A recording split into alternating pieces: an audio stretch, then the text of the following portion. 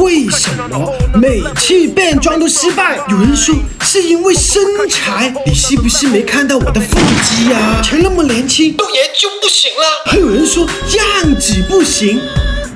我大号是颜值赛道的200多万粉儿继续收了，名字叫。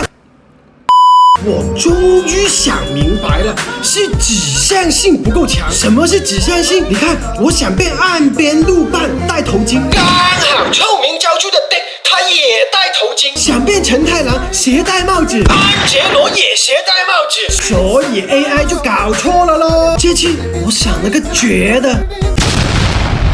这下还能错吗？